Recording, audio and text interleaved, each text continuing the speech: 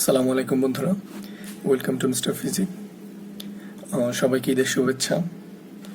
তো এটা হচ্ছে আমাদের থার্মোডাইনামিক্সের তৃতীয় পর্ব। তো আজকে আমরা পড়ব স্টেট ফাংশন এবং types of system in thermodynamics. আজকে আমরা পড়ব হচ্ছে স্টেট ফাংশন এবং types of system in thermodynamics. থার্মোডি মানে থার্মোডাইনামিক্স। ওকে, তো প্রথম আমরা শুরু করি স্টেট ফাংশন দিয়ে। স্টেট ফাংশন জিনিসটাকে আমি বলতেছি। ওকে, স্টেট ফাংশন, স্টেট বলতে কি বোঝায়? স্টেট বলতে বোঝায় কোনো একটা সিস্টেমের বর্তমান যে অবস্থা। ওকে, যেমন সিস্টেমের state of matters, state of system অনেক কিছু থাকতে পারে, যেমন গ্যাস, লিকুইড, তরল, কঠিন, বায়বীয়, এরকম থাকে না? এগুলো হচ্ছে স্টেট, এগুলো হচ্ছে একটা স্টেট। তো কোনো একটা সিস্টেমের স্টেট বলতে কি বোঝায়? ধরেন আমরা যদি গ্যাসের ক্ষেত্রে ধরি, যে কোনো একটা গ্যাসের কি থাকে? প্রেশার থাকে, ভলিউম থাকে, টেম্পারেচার থাকে। যেমন ধরে নিলাম প্রেশার 1 atm, কোনো একটা গ্যাসের প্রেশার 1 atm ধরলাম, ভলিউম ধরেন 400 মিলিলিটার, টেম্পারেচার ধরেন 30 ডিগ্রি সেন্টিগ্রেড। তো এইগুলা হচ্ছে এই গ্যাসের বর্তমান স্টেট। আর কোনো গ্যাস এখানে একটা সিস্টেম, তো কোনো একটা সিস্টেমের স্টেট কোন অবস্থায় আছে এর স্টেট যে নির্দেশ করে বা যারা নির্দেশ করে তারা হচ্ছে ওই সিস্টেমের স্টেট ফাংশন। যেমন এরা এখন এরা এই যে প্রেশার, ভলিউম, টেম্পারেচার, এরা এখন এই গ্যাসের একটা স্টেট এখন কোন অবস্থায় আছে এটা রিপ্রেজেন্ট করতেছে। এগুলো যখন যদি চেঞ্জ হয়, এখন যদি এগুলো চেঞ্জ হয়ে যায়, এই প্রেশার চেঞ্জ হয়ে যায়, ভলিউম চেঞ্জ হয়ে যায়, টেম্পারেচার চেঞ্জ হয়, তাহলে এই গ্যাসের একটা পরিবর্তন ঘটবে। ওই পরিবর্তনটা কি ঘটবে? স্টেটের পরিবর্তন ঘটবে, অর্থাৎ যে অবস্থা, কন্ডিশন, এই কন্ডিশনের পরিবর্তন ঘটবে। তো এরা কাদের পরিবর্তনের ফলে এই পরিবর্তনটা ঘটে? এই ফাংশনগুলোর পরিবর্তনের কারণে। আর এই ফাংশনগুলোর পরিবর্তনের কারণে যেহেতু একটা সিস্টেমের স্টেট চেঞ্জ হইতেছে, সেই জন্য এই ফাংশনসগুলোকে বলা হয় স্টেট ফাংশনস। State function. এখন আমি বলি, ধর আমরা দুই বন্ধুর দেখা হলো, তো এক বন্ধু আরেক বন্ধুকে জিজ্ঞেস করতেছে, কিরে তোর কি অবস্থা? তো সে বলতেছে যে আরে বলিস না, অবস্থা ভালো না, সময় ভালো যাচ্ছে না, দিনকালও খারাপ, গার্লফ্রেন্ডের সাথে ব্রেকআপের অবস্থা, কি বলবো, অবস্থা খুবই খারাপ। তো ওরকম এক গ্যাসও আরেক গ্যাসকে জিজ্ঞেস করে, কিরে তোর কি অবস্থা? সে বলতেছে যে আরে বন্ধু বলিস না, প্রেশার 1 atm, আর ভাই ভলিউমের কথা বলে লাভ নাই, 400 মিলিলিটার, আর টেম্পারেচার তো খালি বাড়ে 30 ডিগ্রি সেন্টিগ্রেড, বুঝছোস? এই হচ্ছে অবস্থা। তো এটাই হচ্ছে স্টেট। ঠিক আছে, গ্যাসের মধ্যে অনেক ভালো বন্ধুত্ব, ঠিক আছে, একজন আরেকজনের খোঁজ খবর নেই। তো এই যে খোঁজ খবর নিতেছে যে অবস্থাটা, এই অবস্থাটা যারা এই অবস্থাটা নির্দেশ করে তারাই হচ্ছে ওই সিস্টেমের কি স্টেট ফাংশনস, স্টেট ফাংশনস। তো আশা করি স্টেট ফাংশনস বুঝে গিয়েছে। তো স্টেট ফাংশনস তো এই তিনটা না, আরো আছে, অনেক আছে। কি কি স্টেট ফাংশন আছে আমি দেখাই।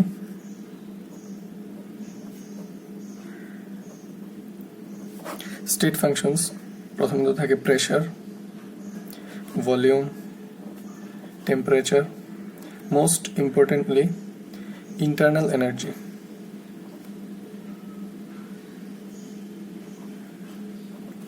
ইন্টারনাল এনার্জি, এটার মধ্যে আপনারা 3 স্টার দিয়ে রাখতে পারেন, কারণ এটা অনেক বড় একটা আলোচনা আছে আমাদের সামনে।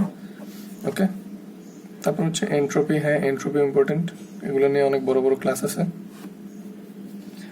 তো ইন্টারনাল এনার্জিকে প্রকাশ করা হয় ই দিয়ে, তো আমাদের বইয়ে ইউ দিয়ে মনে হয় প্রকাশ করা আছে। এক এক বই এক এক রকম হইতে পারে, সমস্যা নেই। তারপর আর কি হতে পারে? এন্ট্রপি, এন্ট্রপিকে প্রকাশ করা হয় এস দিয়ে। তারপর আরেকটা আছে নাম্বার অফ মোলস, মানে হচ্ছে মোল সংখ্যা, মোল সংখ্যা। এরা হচ্ছে স্টেট ফাংশনস। ওকে, এরা যদি চেঞ্জ হয় তাহলে কি হয়? কোনো একটা সিস্টেমের স্টেট অর্থাৎ অবস্থার চেঞ্জ হয়ে যায়। তো এখন এদের এই স্টেট ফাংশনসগুলোর কাজ আসলে কি, মূল উদ্দেশ্যটা কি? বলে মূল উদ্দেশ্য হচ্ছে, ধরেন আচ্ছা, এদের একটা বৈশিষ্ট্য আগে বলি, যে স্টেট ফাংশনসগুলোর বৈশিষ্ট্যটা কি। এই স্টেট ফাংশনসগুলো হচ্ছে তাদের, এই স্টেট ফাংশনগুলো যখন চেঞ্জ হবে, ধরেন ডেল পি মানে কি? ডেল এখানে বোঝাচ্ছে হচ্ছে চেঞ্জ, ডেল মানে হচ্ছে চেঞ্জ, আর পি হচ্ছে প্রেশার, অর্থাৎ ডেল পি মানে হচ্ছে চাপের পরিবর্তন, change of pressure. Del P মানে হচ্ছে চাপের পরিবর্তন।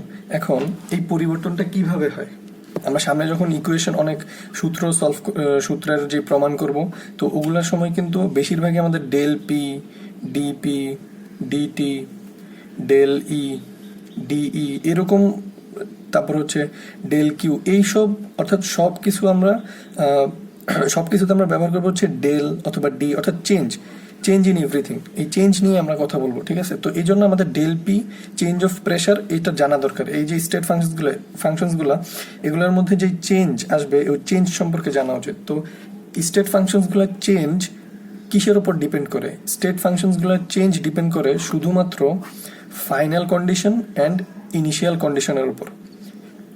এখন ফাইনাল কন্ডিশন, ইনিশিয়াল কন্ডিশন কি আমি বলি। ধরেন সাপোজ একটা graph, P versus V graph ধরেন।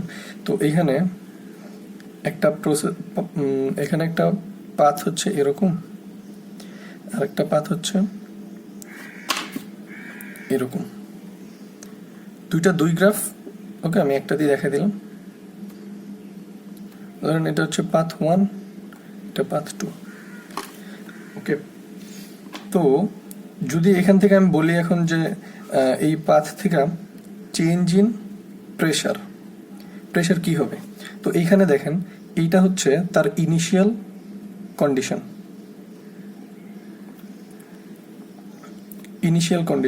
এখন যেহেতু প্রেশারের কথা বলতেছি, ধরেন এখানে প্রেশার ছিল কত, পিআই, অর্থাৎ ইনিশিয়াল যেহেতু আদি কন্ডিশন, এটা হচ্ছে প্রথম অবস্থা, এবং এখান থেকে এসে কি হয়েছে, ফাইনাল পজিশন আসছে এখানে। তো এটা হচ্ছে ফাইনাল কন্ডিশন বা ফাইনাল স্টেট।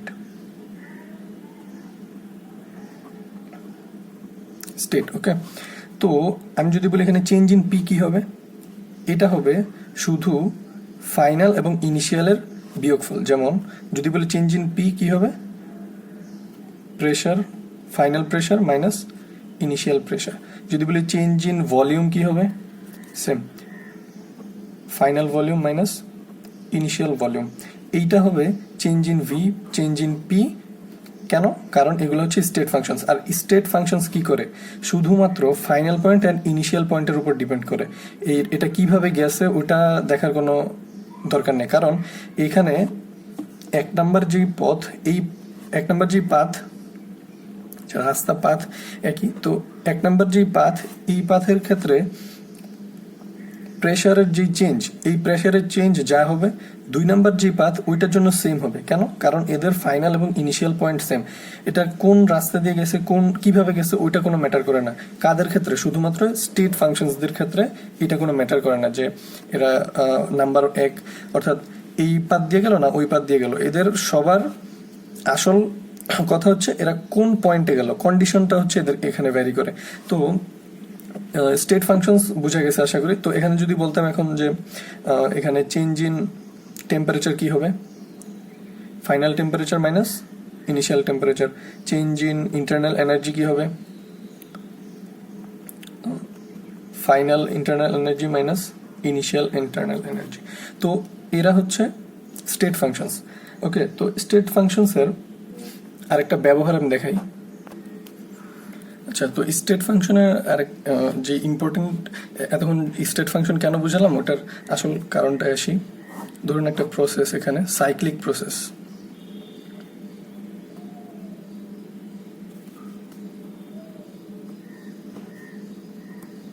ধরুন সাইক্লিক প্রসেস। এখন প্রসেস কি? প্রসেস মানে হচ্ছে কিছু একটা হওয়া, অর্থাৎ কোনো কিছুর একটা চেঞ্জ হওয়া। যেমন প্রেশার, ধরেন প্রেশার চেঞ্জ হইতেছে অথবা টেম্পারেচার চেঞ্জ হইতেছে। তো কিভাবে চেঞ্জ হইতেছে? একটা প্রসেসের মধ্য দিয়ে চেঞ্জ হইতেছে। তো ওইটাই হচ্ছে মানে কোনো কিছু হওয়া, কোনো কিছু চেঞ্জ হওয়া, ওটাই হচ্ছে প্রসেস। সাইক্লিক প্রসেস মানে কি? সাইক্লিক প্রসেস মানে যেই প্রসেসের ইনিশিয়াল এবং ফাইনাল পয়েন্ট অর্থাৎ কন্ডিশন সেম। যেমন ধরেন এরকম হতে পারে, এখান থেকে একটা প্রসেস শুরু হয়েছে, এই ঘুরা আবার এখানে এসে পড়লো, অর্থাৎ ইনিশিয়াল অ্যান্ড ফাইনাল পয়েন্ট একই, মানে এক জায়গায় ইনিশিয়াল এবং ফাইনাল পয়েন্ট আছে। ঠিক আছে, তো এই ক্ষেত্রে যদি আমি জিজ্ঞাসা করি যে ডেল পি কি হবে, অর্থাৎ চেঞ্জ ইন প্রেশার কি হবে স্টেট ফাংশনসের ক্ষেত্রে, যদি এটা হয় volume pressure versus volume graph হয়, তাহলে কি হবে? চেঞ্জ ইন পি কি হবে? আমরা দেখব যে final condition minus initial condition, তাহলে কি হবে? 0, কারণ এখানে দেখা যাচ্ছে যে ফাইনাল এবং ইনিশিয়াল সেম পয়েন্টে, তাহলে চেঞ্জ ইন টেম্পারেচার কি হবে? 0। চেঞ্জ ইন ইন্টারনাল এনার্জি কি হবে? 0। তো যতগুলো স্টেট ফাংশনস আছে সব স্টেট ফাংশনসের ক্ষেত্রে সাইক্লিক প্রসেসে ওদের চেঞ্জ কি হয়? 0 হয়। তো এটা নোট করে রাখবেন যে স্টেট ফাংশনসগুলো কি কি, যেমন প্রেশার, ভলিউম, ইন্টারনাল এনার্জি। এর মধ্যে ইন্টারনাল এনার্জি মানে হচ্ছে অভ্যন্তরীণ শক্তি, এই অভ্যন্তরীণ শক্তিটা বেশি ইম্পর্টেন্ট। তো এটার যেই চেঞ্জ 0 হয় সাইক্লিক প্রসেসে, ওটা আমরা সামনে অনেক বিস্তারিত আলোচনা করব। আজকে শুধু হিন্টস দিয়ে রাখি, এটা মনে রাখবেন। তো এখানে দেখেন সবার জন্যই একটা বিপরীত সাইড থাকে।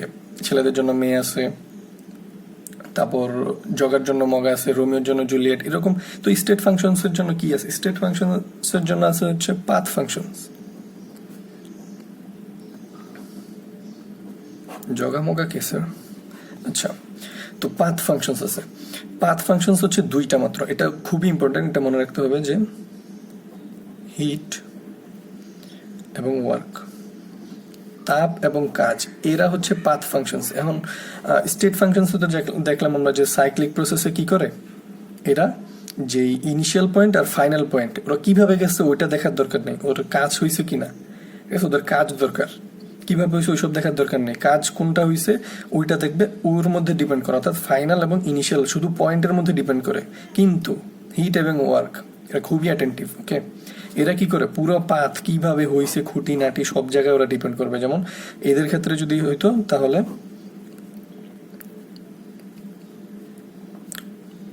যদি আচ্ছা এখানে যদি আমি বলতাম যে ফাইনাল আর ইনিশিয়াল পয়েন্ট যদি এটা হয়, তো এখানে চেঞ্জ ইন হিট কি হবে? চেঞ্জ ইন হিটকে আমরা প্রকাশ করি কিউ দিয়ে, আর ওয়ার্ককে তো ডাব্লিউ দিয়ে, তোমরা জানো। আচ্ছা, তো স্যার হিটেরটাও জানি, হ্যাঁ সব জানো। আচ্ছা, তো এখানে চেঞ্জ ইন হিট কি হইতো? 0 হইতো না? 0 কেন হবে? কারণ চেঞ্জ ইন হিট কি একটা পাথ ফাংশন, এরা পাথের উপর ডিপেন্ড করবে, অর্থাৎ এই যে পথ রাস্তার উপর ডিপেন্ড করবে, কিভাবে কাজটা হয়েছে ওটার উপর ডিপেন্ড করবে। কিন্তু স্টেট ফাংশনসগুলো কি হবে? শুধুমাত্র ফাইনাল এবং ইনিশিয়াল পয়েন্টের মধ্যে ডিপেন্ড করবে, তাহলে এটা নট 0। তারপরে যদি বলি চেঞ্জ ইন ওয়ার্ক কি হবে? নট 0। পাথ ফাংশনস এই পথের উপর ডিপেন্ড করে, কিন্তু স্টেট ফাংশনসগুলো কি হয়? যদি এখানে বলতাম যে চেঞ্জ ইন ইউ, অর্থাৎ ইন্টারনাল এনার্জি কি হইব? 0 হইতো, কারণ ফাইনাল এবং ইনিশিয়াল পয়েন্ট সেম। তো এইটাই ছিল আসলে স্টেট ফাংশনস এবং পাথ ফাংশনস। তো এই দুইটা আমরা সামনে আরো অনেক ইউজ করব, ওকে? তো সামনে যে আমরা যখন ইকুয়েশন সলভ করব অনেক সূত্রের প্রমাণের ক্ষেত্রে এরকম চেঞ্জ, যেহেতু আমরা এখানে সব চেঞ্জ নিয়েই কথা বলতেছি, তো এই চেঞ্জ কোন জায়গায় 0, কোনটা পাথ ফাংশনস, কোনটা স্টেট ফাংশনস, তখন আমি স্টেট ফাংশনস বলে বুঝতে হবে যে ওরা হচ্ছে ফাইনাল এবং ইনিশিয়াল পয়েন্টে ওদের চেঞ্জ ডিপেন্ড করে। আর পাথ ফাংশনস তো এই দুইটা, আশা করি মনে থাকবে। তো পাথ ফাংশনস যখন বলবো তখন এই দুইটার কথাই মাথায় আসতে হবে, অর্থাৎ হিট এবং ওয়ার্ক যারা কিনা ফাইনাল এবং ইনিশিয়াল পয়েন্ট না, ওরা পাথের উপর ডিপেন্ড করে, ওকে? সাইক্লিক প্রসেসে ওদের চেঞ্জ 0 হয় না, ওদের একটা মান আসে, কিন্তু সাইক্লিক প্রসেসে স্টেট ফাংশনসগুলোর মান কি হয়? ডিরেক্ট 0 হয়। তো আশা করি এটা বুঝে গেছে। তো এখন আমরা দেখবো 2 নম্বর পয়েন্ট, যেটা ছিল যে টাইপস অফ সিস্টেম ইন অর্থাৎ থার্মোডাইনামিক্সের মধ্যে কোন কোন সিস্টেম আছে। সিস্টেমটা আমরা পড়লাম, জানলাম কি, কিন্তু এখন কি প্রকার সিস্টেম হইতে পারে। তো আমাদের বইয়ে যে 4 প্রকার সিস্টেম দেওয়া আছে, তো এখানে যে একটা দেখালাম যে সাইক্লিক প্রসেস, তো এইটা হচ্ছে একটা সিস্টেম, ওকে? এটা হচ্ছে এরকম ঘুরে এরকম হয় আর কি। তো এটা হচ্ছে, অর্থাৎ এখানে ফাইনাল আর ইনিশিয়াল পয়েন্ট সেম, এটা একটা প্রসেস। এরকম আমাদের আরো 4টা প্রসেস আছে, টাইপস অফ সিস্টেম, অর্থাৎ সিস্টেম আরো 4 প্রকার আছে, আমাদের বইয়ে দেওয়া আছে। তো প্রথমটা আমি বলি, সিরিয়াল যদি না হয়, তো প্রথমটা হচ্ছে আইসোথার্মাল, প্রথম না অর্থাৎ একটা আইসোথার্মাল। তো এটা হচ্ছে সমষ্ণ, আইসোথার্মাল, ওকে? সমষ্ণ প্রক্রিয়া। তো আইসোথার্মাল প্রসেস অথবা সমষ্ণ প্রক্রিয়ার মধ্যে, তো প্রসেস মানে আমরা কি বলছিলাম?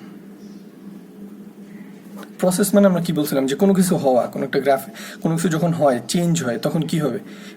এরকম পাথ হবে না? এগুলো হচ্ছে পাথ, আর এই পুরোটা হচ্ছে একটা সিস্টেমের একটা প্রসেস, ওকে? প্রসেস মানে হচ্ছে কোনো কিছু চেঞ্জ হওয়া বা কোনো কিছু হওয়া, এটাই, অর্থাৎ প্রেশার চেঞ্জ হচ্ছে, ভলিউম চেঞ্জ হচ্ছে, এটা হচ্ছে একটা প্রসেসের মধ্যে দিয়ে চেঞ্জ হচ্ছে। ওকে, তো আইজোথার্মাল প্রসেস কি বলে, এই প্রসেসে তো সবই চেঞ্জ হবে, কিন্তু সে বলে যে আমার নাম সমষ্ণ, আমার নাম আইজোথার্মাল, ঠিক আছে, আমার এখানে আর যাই চেঞ্জ হোক, প্রসেস যেহেতু কোনো কিছু তো চেঞ্জ হবে, তাই না, প্রেশার ভলিউম যাই হোক চেঞ্জ হবে, আর যাই চেঞ্জ হোক আমার এখানে টেম্পারেচার কখনোই চেঞ্জ হতে পারবে না, অর্থাৎ এখানে চেঞ্জ ইন টেম্পারেচার হবে 0। বুঝে গেছে? আইজোথার্মালের অর্থাৎ সমষ্ণ প্রক্রিয়া যেটা, ওটার আসল কথা হচ্ছে চেঞ্জ ইন টেম্পারেচার হবে, ওই প্রসেসের চেঞ্জ ইন টেম্পারেচার হবে 0। নেক্সট টাইম যখন আমি বলবো যে এই প্রক্রিয়াটা হচ্ছে একটা এই প্রসেসটা হচ্ছে একটা আইজোথার্মাল প্রসেস, তখন সাথে সাথে মাথার মধ্যে নক করতে হবে যে হ্যাঁ, আইজোথার্মাল মানেই কি, চেঞ্জ ইন টেম্পারেচার 0। ওকে, আইজোথার্মাল মানে হচ্ছে চেঞ্জ ইন টেম্পারেচার 0, অর্থাৎ এখানে তাপ টেম্পারেচার কনস্ট্যান্ট, টেম্পারেচার কনস্ট্যান্ট আইজোথার্মাল প্রসেসের ক্ষেত্রে। নেক্সট যেটা, এখানে আমি শর্টে জাস্ট এগুলোর সাথে পরিচিত করাই দিতেছি, কিন্তু নেক্সট আমাদের যে অনেক বড় বড় লেকচার হবে সেখানে হবে কি পুরো আমরা টপিকটা একবারে ক্লিয়ার, বেসিকটা একবারে ক্লিয়ার করে বুঝাবো। ওকে, তো আইজোথার্মালের পরে হচ্ছে দুইটা আরেকটা আছে যে এডিয়াবেটিক। আচ্ছা, এডিয়াবেটিক কথা মনে আছে তো, প্রথম ভিডিওতে আমরা বলছিলাম এডিয়াবেটিক প্রসেস, এটা দেখেই মনে হইতেছে যে আশা করি বুঝতে পারতেছো। এডিয়াবেটিক যেই বাউন্ডারির কথা বলছিলাম আমরা, যে যেখানে এনার্জি অ্যান্ড মাস, যেখানে কি হয় না, আদান প্রদান করা যায় না, অর্থাৎ চেঞ্জ হয় না। ওকে, এনার্জিটাই হচ্ছে এখানে হিট, ঠিক আছে। তো এডিয়াবেটিক প্রসেস বললেই আমরা বুঝতে হবে যে এডিয়াবেটিক প্রসেসে কি চেঞ্জ হয় না, হিট চেঞ্জ হয় না, মাসও চেঞ্জ হয় না, কিন্তু এখানে আমরা যেটা আমাদের লাগবে সেটা হচ্ছে কি, হিট। কিউ যেখানে constant. Okay, Q change in Q, change of Q is 0, change of heat is 0।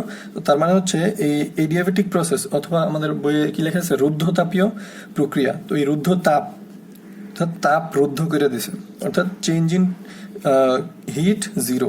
তাহলে এখানে কনস্ট্যান্ট কোন জিনিসটা, এডিয়াবেটিক প্রসেসে কোন জিনিসটা কনস্ট্যান্ট, হিট। হিট কনস্ট্যান্ট, ঠিক আছে। অর্থাৎ এরপর এডিয়াবেটিক প্রসেস বললেই বুঝতে হবে যে ডেল কিউ ইকুয়ালস টু 0। এটা আমাদের ইকুয়েশন সলভ করার জন্য অনেক অনেক প্রয়োজন হবে, অর্থাৎ সূত্র প্রমাণ করার জন্য অনেক দরকার লাগবে। তো এডিয়াবেটিক প্রসেসের ক্ষেত্রে হচ্ছে হিট কনস্ট্যান্ট, আইজোথার্মাল প্রসেসের ক্ষেত্রে টেম্পারেচার কনস্ট্যান্ট। এগুলো একটু নোট করে রাখবেন। আচ্ছা, আমি ওদিকে আইজোথার্মালের গ্রাফটা দেখাতে ভুলে গেছি।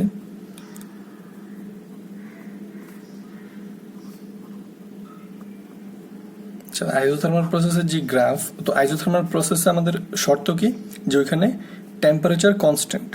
তো এখান থেকে যেহেতু এখানে তাপমাত্রা এখানে ধ্রুবক অর্থাৎ কনস্ট্যান্ট, তাহলে এখানে আমরা বয়েলের সূত্র অ্যাপ্লাই করতে পারি, ঠিক আছে, অর্থাৎ pressure is inversely proportional to volume.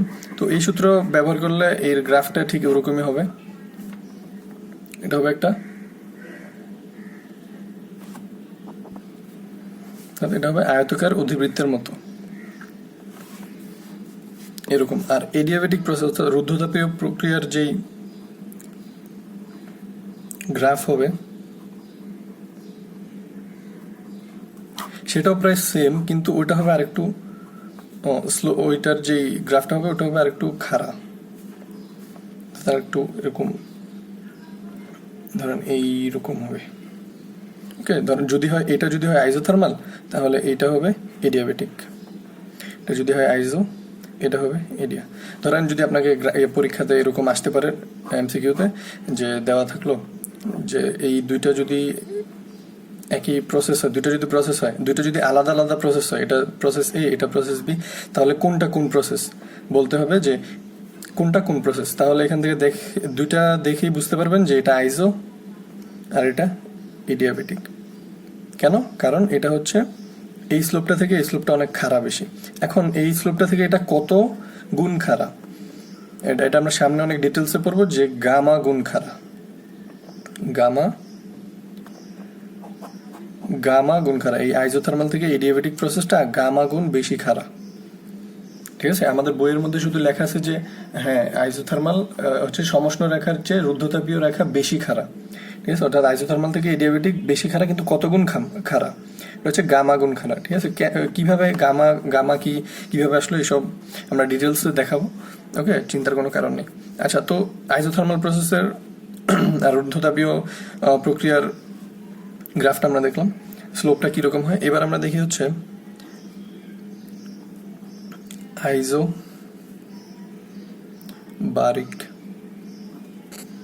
আইজোবারিক process. তো আইজোবারিক প্রসেসের ক্ষেত্রে কি হয়, আইজোবারিক মানে হচ্ছে সমচাপ, আইজোবারিক মানে হচ্ছে সমচাপ প্রক্রিয়া। তো সমচাপ প্রক্রিয়া কি হবে, সমচাপ প্রক্রিয়ায় হবে কি, এখানে চাপ কনস্ট্যান্ট থাকবে, অর্থাৎ এখানের প্রেশার কোনো চেঞ্জ হবে না, চেঞ্জ ইন প্রেশার জিরো হবে। তার মানে কি, প্রেশার কনস্ট্যান্ট, প্রেশার কি হবে, কনস্ট্যান্ট হবে। অর্থাৎ যেই সিস্টেমের কি হয় না, প্রেশার কখনো চেঞ্জ হয় না, তাহলে ওটার ক্ষেত্রে দেখতে কেমন হবে, পি ভার্সেস বি গ্রাফটা কেমন হবে, যে প্রেশারটা কনস্ট্যান্ট হবে। অর্থাৎ এই প্রেশারটা নিচেও যাবে না, ওপরেও যাবে না, নিচেও যাবে না, ওপরেও যাবে না, একদম সমান হবে। তাহলে এর গ্রাফটা কীরকম হবে, এইরকম, একদম সোজা সোজা, ঠিক আছে। তো এই যখনই আইজোবারিক প্রসেসের কথা বলা হবে তখন বুঝতে হবে কি, প্রেশারটা কনস্ট্যান্ট, অর্থাৎ পি একেবারে সোজা থাকে। আর তারপরে আরেকটা আছে হচ্ছে আইজোকোরিক, চরিক কোরিক, চরিক কোরিক। আচ্ছা, তো আইজোকোরিকের ক্ষেত্রে কি হবে, বুঝে যাচ্ছে যে ওইখানে হবে ভলিউম কনস্ট্যান্ট হবে। আইজোকোরিক এখানে ভলিউমের চেঞ্জ হবে জিরো, এখানে ভলিউমের কোনো চেঞ্জ হবে না, অর্থাৎ আয়তনের কোনো চেঞ্জ হবে না, ঠিক আছে। তো এই প্রসেস সিস্টেমগুলো নিয়ে আমি আরও ডিটেলসে আলোচনা করব, চিন্তার কোনো কারণে। এখন শুধু মেইন যে পয়েন্ট এগুলো হচ্ছে কোন প্রসেসে কোন জিনিসটা কনস্ট্যান্ট থাকে আর গ্রাফটা দেখতে কেমন হয়, ওইটা হচ্ছে জানার বিষয়, এটা জাস্ট জানিয়ে রাখলাম, ঠিক আছে। তো এই গ্রাফের মধ্যে কি হয়, যেহেতু ভলিউম কনস্ট্যান্ট, অর্থাৎ ভলিউম এটা এদিকে যাবে না, এদিকে যাবে না, এরকম তিরিং বিরিং করবে না, ভলিউমটা কি হবে, একেবারে সোজা হবে, ওকে। এই হচ্ছে ভলিউম, ওকে। তো এই হচ্ছে আজকের আলোচনা, আশা করি বুঝে গিয়েছে। আচ্ছা, দুঃখিত এখানে দেখা যায়নি। তো এই হচ্ছে ভলিউমের গ্রাফ, এটা হচ্ছে একদম সোজা হবে। আমাদের বইয়ে আশা করি দেওয়া সব কিছুই দেওয়া আছে। তো বইয়ের মধ্যে অনেক গাণিতিক যে ব্যাখ্যাগুলো দেওয়া আছে ওগুলো দেখার এখন দরকার নেই, ওগুলো জাস্ট একটু রিডিং পড়লেই হবে। রিডিং পরে জাস্ট এই পয়েন্টগুলো একটু কালেক্ট করলেই হবে বই থেকে, ওকে। তারপরে আমরা যখন ম্যাথমেটিক্যাল ইকুয়েশনগুলো সলভ করা শুরু করব তখন একবার বেসিক থেকে শুরু করবো, আশা করি ওগুলো দেখলে একবারে ক্লিয়ার হয়ে যাবে, ঠিক আছে। তো আজকে এই পর্যন্তই।